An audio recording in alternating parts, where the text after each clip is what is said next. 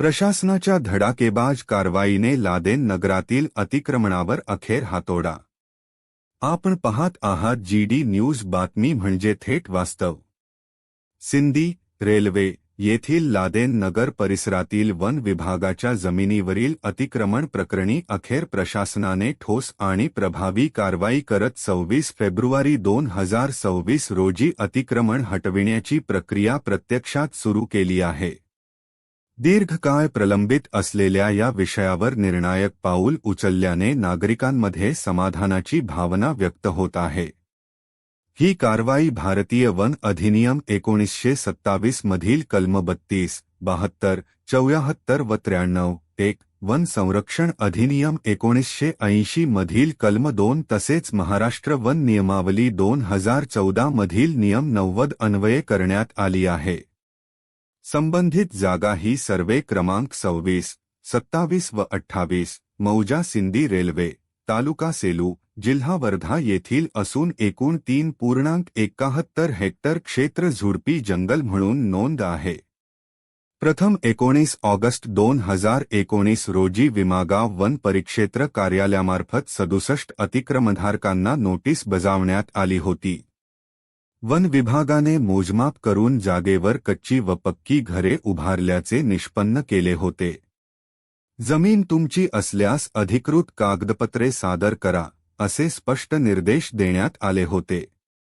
मात्र कोणतीही वैध कागदपत्रे सादर करण्यात आली नव्हती। 2022-2023 दरम्यान पुन्हा नोटीस देऊन अतिक्रमण हटविण्याची प्रक्रिया राबविण्यात आली।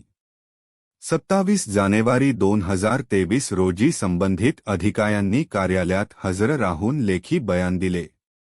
अतिक्रमणधारकांकडे मालकी हक्काचे कोणतेही पुरावे नसल्याचेही नमूद झाले। यानंतर वरिष्ठ अधिकाऱ्यांनी 48 तासात अतिक्रमण हटवल्यास जबरदस्तीने कारवाई करण्याचे आदेश दिले होते। विविध सामाजिक संघटनांनीही प्रशासनाकडे वारंवार पाठपुरावा केला। 20 जुलै 2025 रोजी चंद्रशेखर बावनकुळे यांच्या उपस्थितीत वर्धा येथे जनसंवाद कार्यक्रमात विषय मांडण्यात आला होता। तसेच पंकज भोयर यांनीही संबंधित अधिकाऱ्यांना आवश्यक ती कारवाई करण्याचे निर्देश दिले होते। त्यानंतर वन विभागाचे व वर्धा जिल्ह्याचे पोलीस अधीक्षक SP यांच्याशी समन्वय साधून अतिक्रमण हटविण्याची प्रक्रिया गतिमान करण्यात आली। प्रशासनाने कायद्याच्या चौकटीत राहून संयमाने आणि नियोजनपूर्वक ही मोहीम राबवली आहे। आज 26 फेब्रुवारी 2026 रोजी प्रत्यक्ष कारवाईला सुरुवात झाली असून अतिक्रमण हटविण्याचे काम सुरू आहे। अनेक वर्षे प्रलंबित असलेला प्रश्न मार्गी लावण्याच्या दिशेने प्रशासनाने दाखवलेली तत्परता ही उल्लेखनीय मानली जात आहे।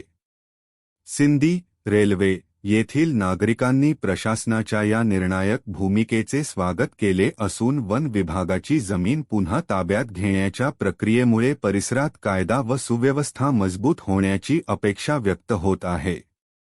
आपण पाहत आहात GD न्यूज बातमी म्हणजे थेट वास्तव।